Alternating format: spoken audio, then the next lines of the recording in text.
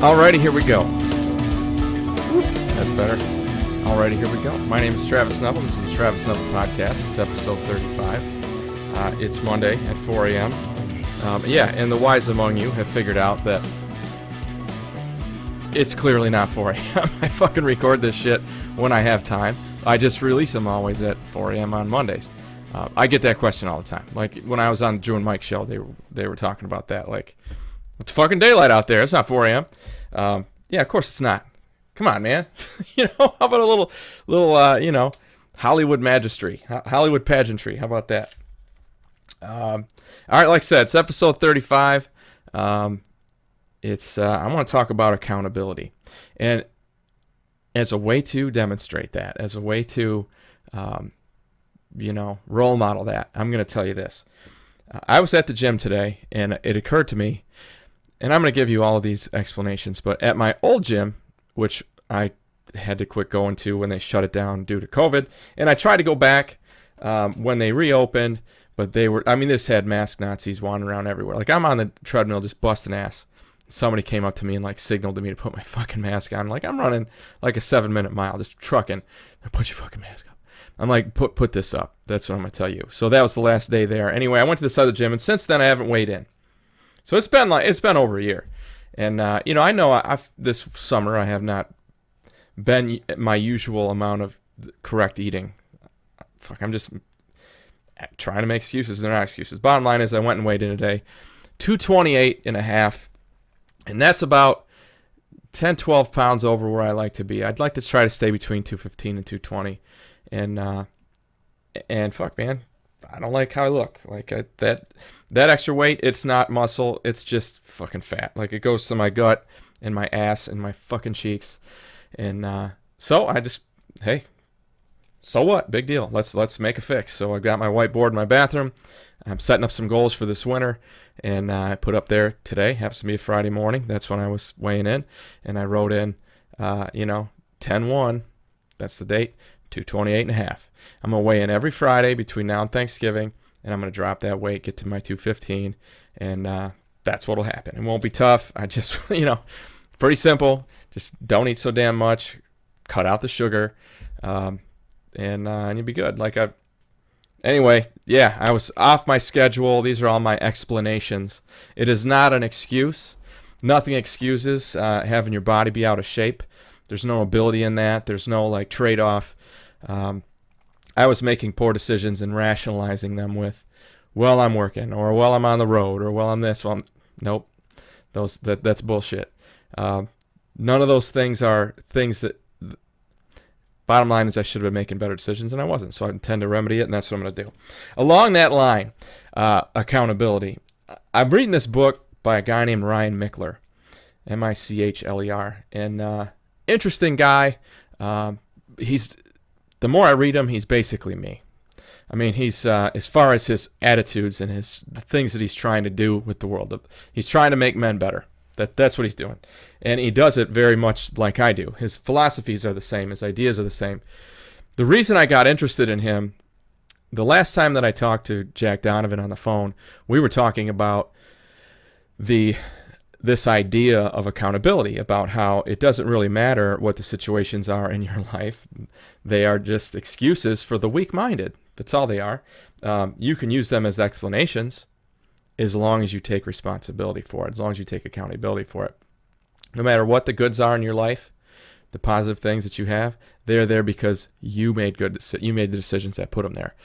All the negatives in your life, they're there because you made the decisions that put them there. That's the bottom line.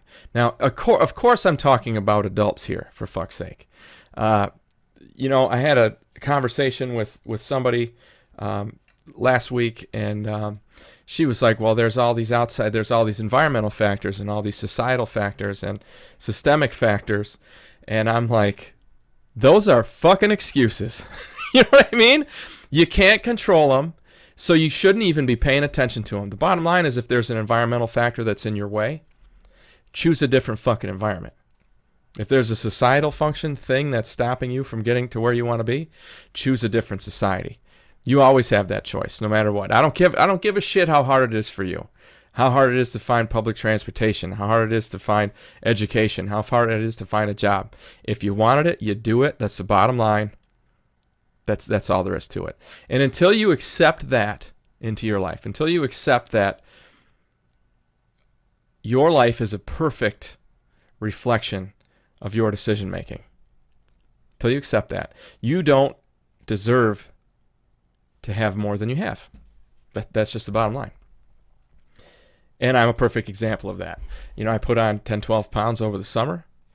I made a bunch of bad decisions. That's on me. I don't give a shit that I was traveling and I was working. That doesn't matter. I mean, I should have made better decisions, and I intend to remedy that right now. So I put it on my board. October 1st, I'm 228.5. And I intend to be down to 215 by Thanksgiving. I'm going to check in every Friday, and I'll let you know how I'm doing on that. So with accountability, Mickler was talking about that. He was talking about the different forms of it. One of the things he talks about, he's a big guy. He's big on higher power, which I'm not really. You guys know that. So is Jordan Peterson. I mean, he's like fundamental to my ideas and my thought processes.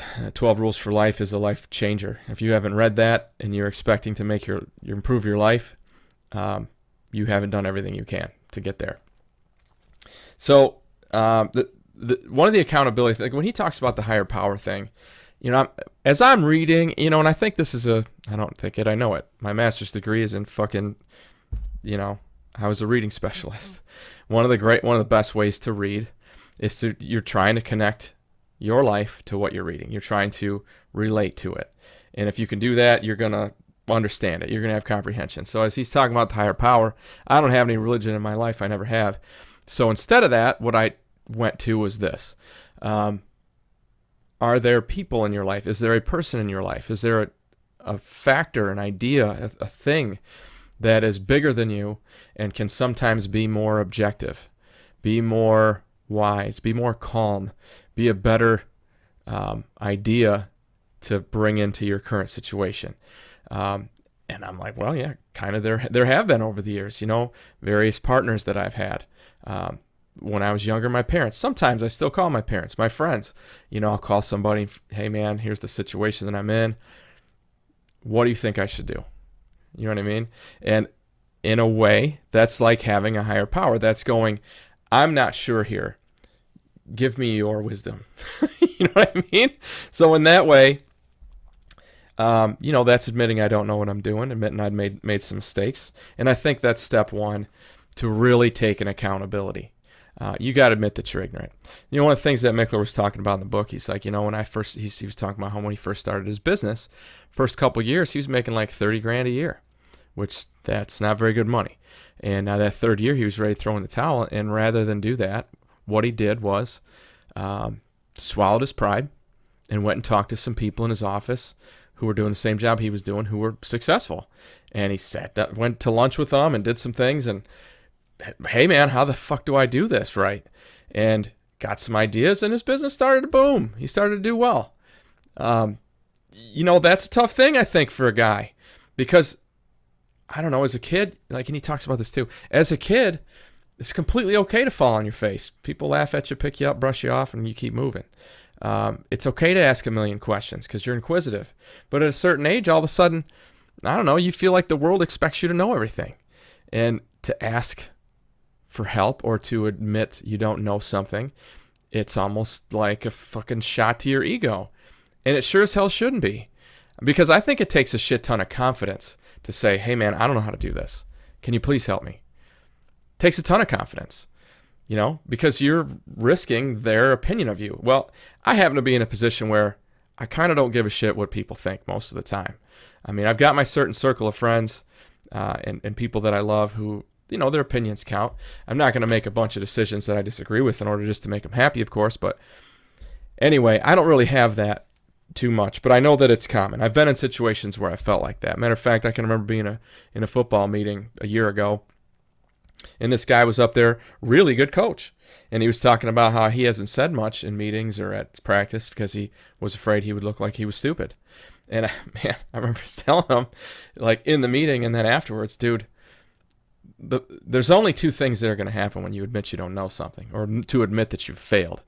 Either, especially around a group of people, either you are going to make them better by role modeling, hey, it's okay to fuck up, and cop to it, and then move forward with it, or you're going to get better because they're going to give you ideas about how to get over this mistake you've made. In either case, things are going to go well. Everybody's afraid they're going to get motherfucked for not knowing something. You stupid mother.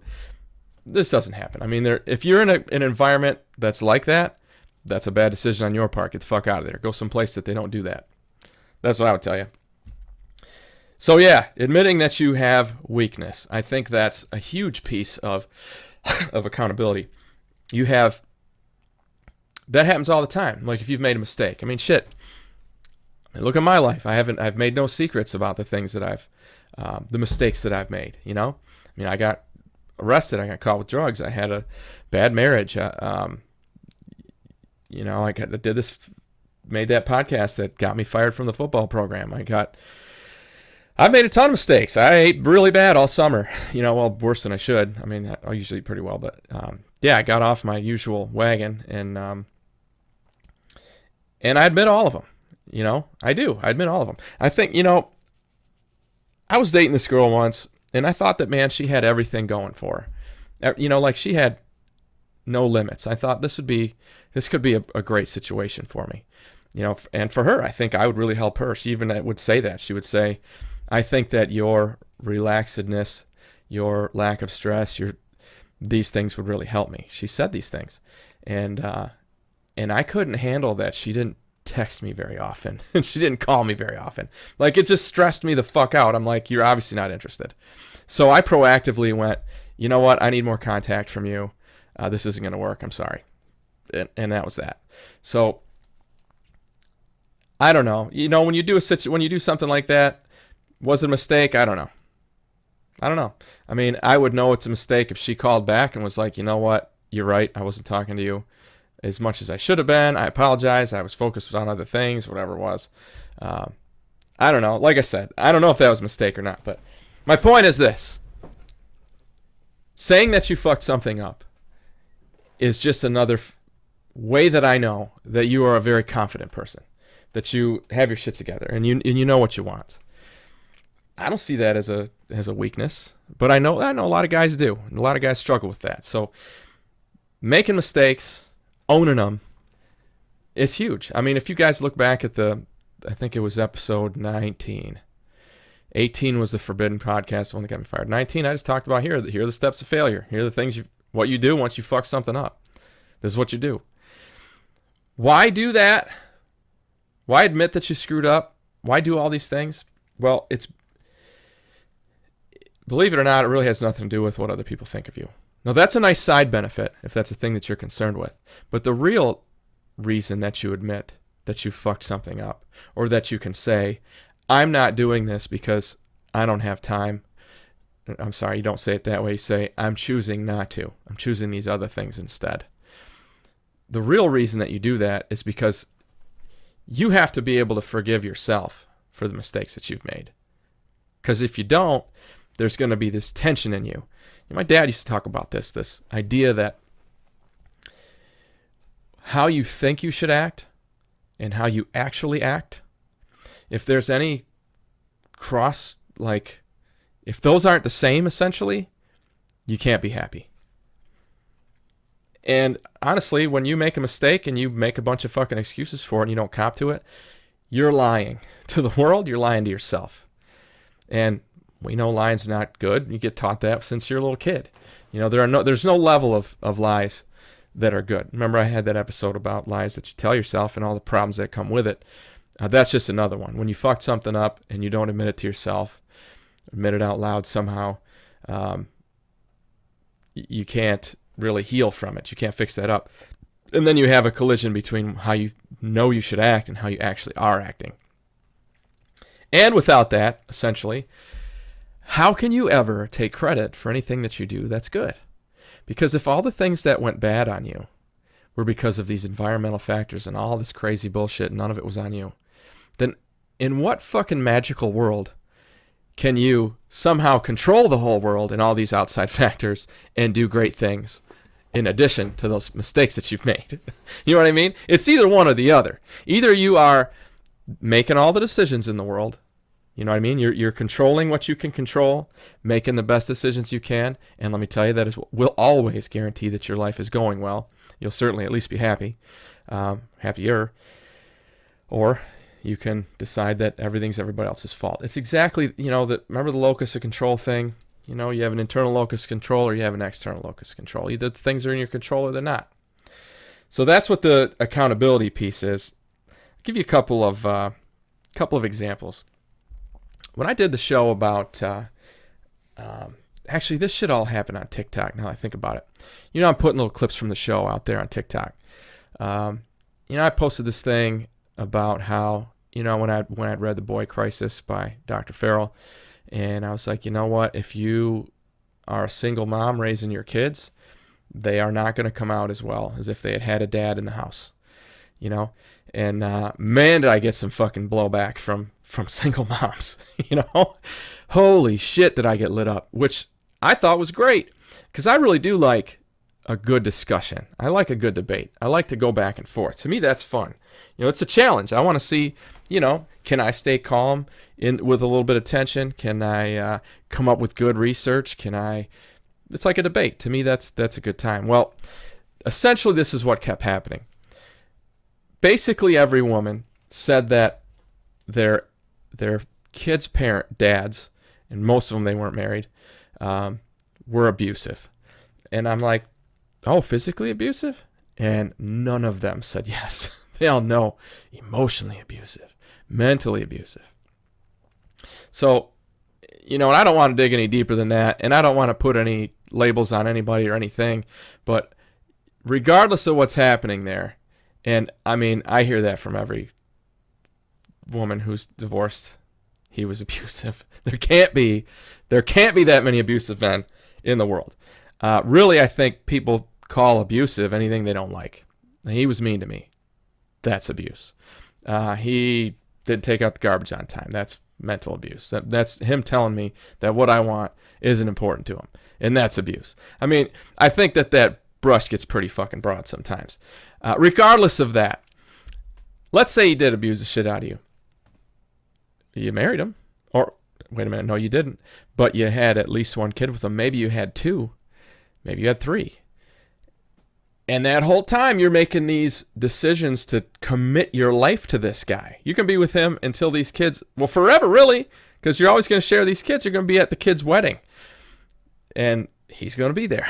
You know what I mean? Like, you made those commitments. You decided, this is a guy I want in my life forever. As soon as you have kids with somebody, that's what you're choosing. I want this guy in my life forever. Why'd you decide that? Oh, and then they'll say, oh, but he changed. I'll tell you this. I don't know a lot, but I know this. People don't fucking change. I mean, unless you're exposed to a war, you're actually in physical combat, and then that will change you. When you come back, you'll probably be different.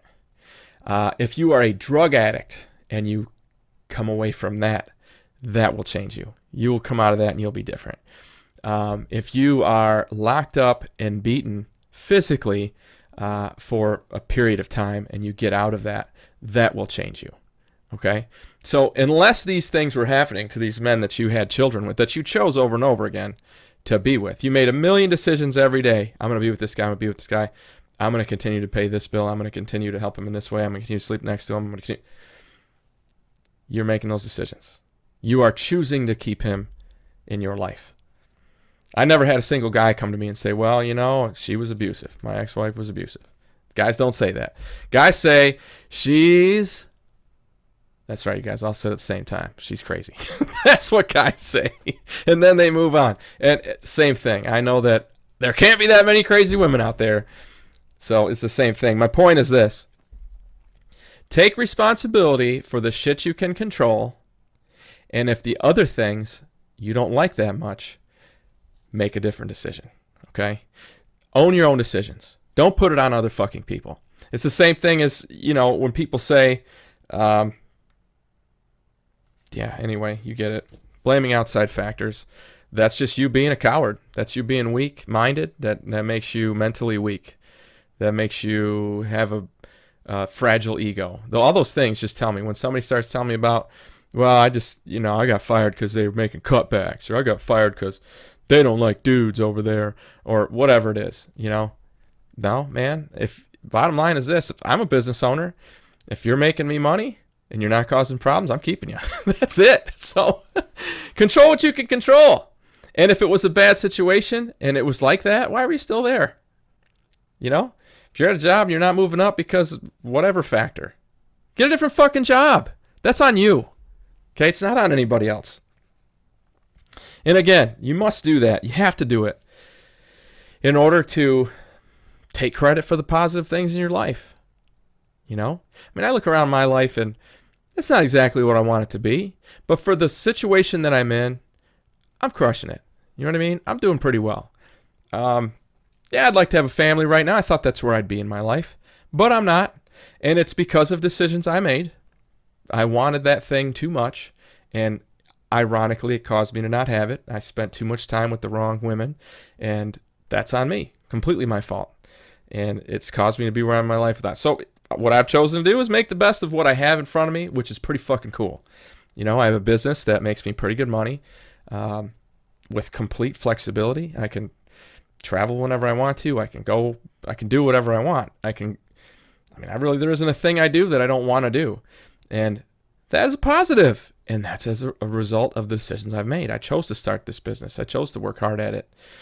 I wrote this book. It's allowed me to do this podcast, which is a thing that I take tremendous pride in. I get to do all this cool research and talk to these really smart people who know what they're talking about, and have, one of the other upsides is just starting to happen is outside people are starting to reach out to me. Hey, I watched your show. What do you think about this? What do you think about that? And I get to have these really cool academic discussions with people about society and about philosophy and about culture. And to me, that's extremely stimulating. And I don't know.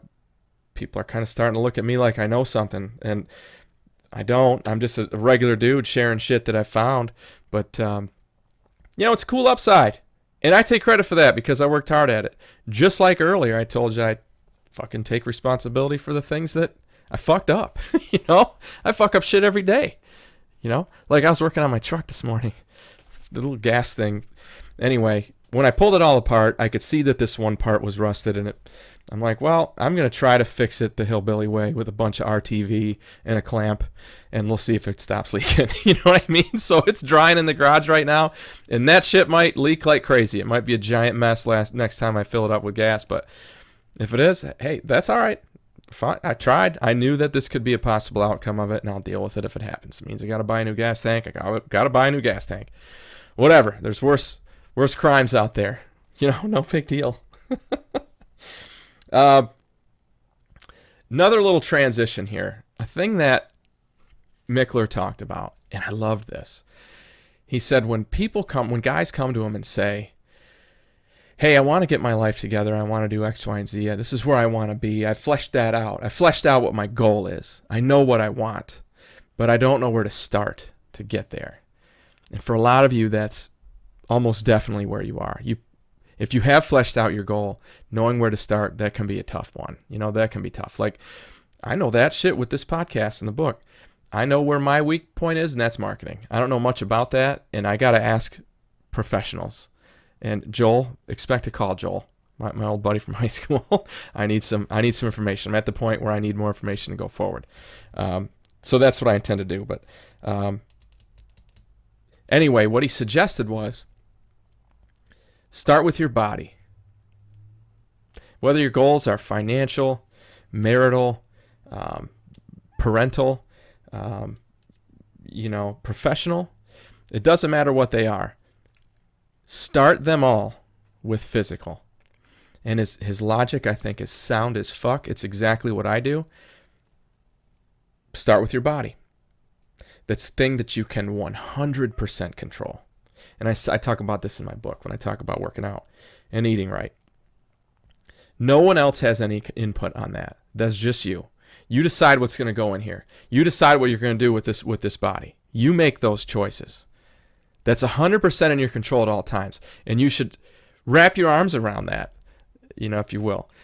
You should be excited that there's always that thing. No matter how all these other things out there feel out of control, you always have your body. So there's that thing. Once you start that, you're going to start seeing results. You're going to start feeling physically better. You're going to start building mental toughness, mental strength. And you're going to start building these habits. And they are habits of getting the fuck up on time in the morning to get to the gym. Finishing those last 2 sets even though you don't feel good. Running a little harder on your cardio, pushing a little bit more. Seeing if you can improve just a little bit each day, incremental. When you take that one thing that you know you can control and you control it and you're a master of it, that creates those mental habits that allow you to take those same attitudes and apply them to your professional, marital, financial goals. Once you have that part down, that's why I start every day with my damn workout.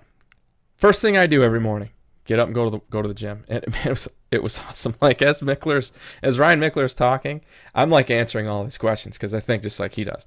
He's like, man, the first few days I'd get up, the alarm would go off, and I didn't want to have to, go put on my gym clothes and pack my work clothes and get my pre-drink and pack my lunch. I just didn't want to do all that shit.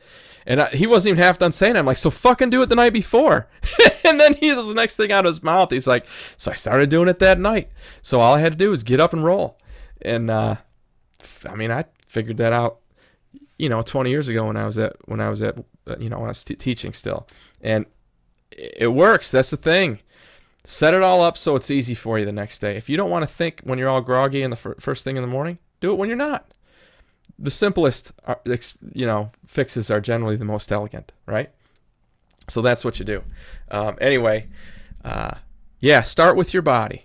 If you really want to be accountable, if you really want to feel like you're owning your life, you're taking responsibility for the mistakes that you make, you're taking responsibility for the things that are going well, that is the best first step.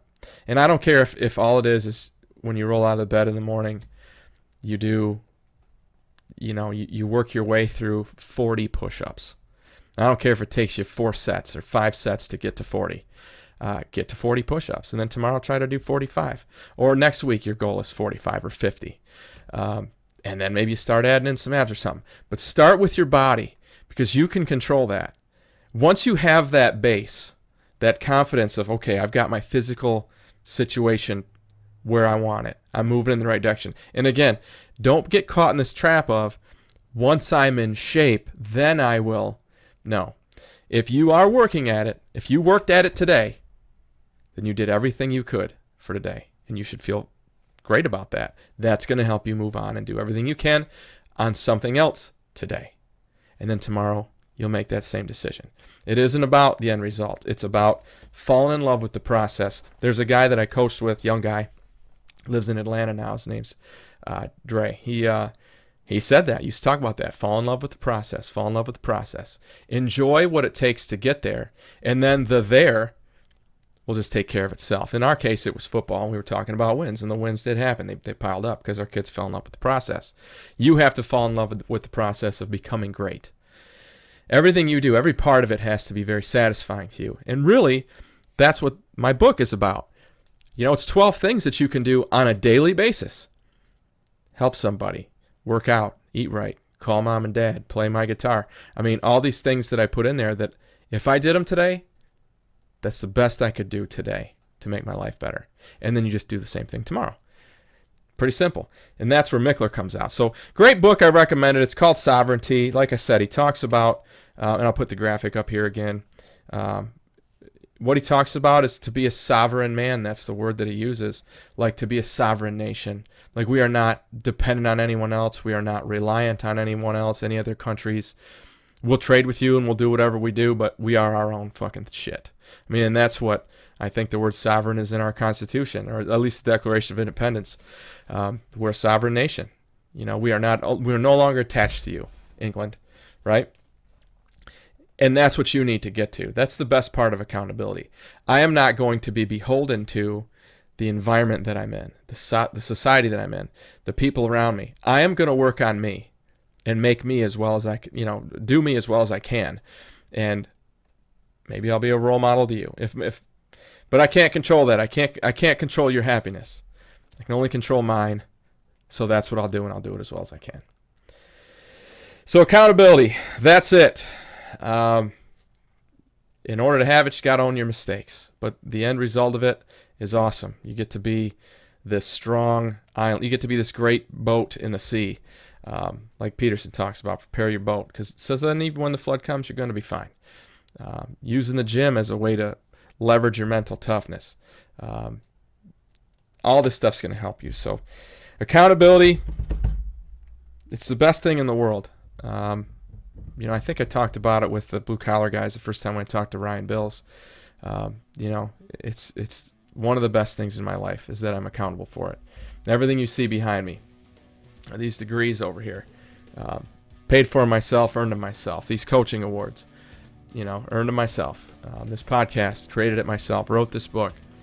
Everything I have, I did it. Made a bunch of fucking mistakes along the way that are very transparent. You can see them. But in order to feel good about where you are and really truly accomplish and have a clean mind, you got to be accountable for it. My name's Travis Neville. This is the Travis Neville Podcast. I wrote this book called The Jossman Method. You can get it on Amazon. You can get it on Audible. I would really like it if you would subscribe. I think there's still a blue button right there. If you haven't subscribed yet, once you do subscribe, that button disappears. And then tell your friends, man. Share this shit. Hopefully there's something in here that can help everybody. That's my goal. Also, one last thing. I'm writing a second book. That's going to start here in the fall. I've got it all kind of laid out in my head. It's going to be pretty good.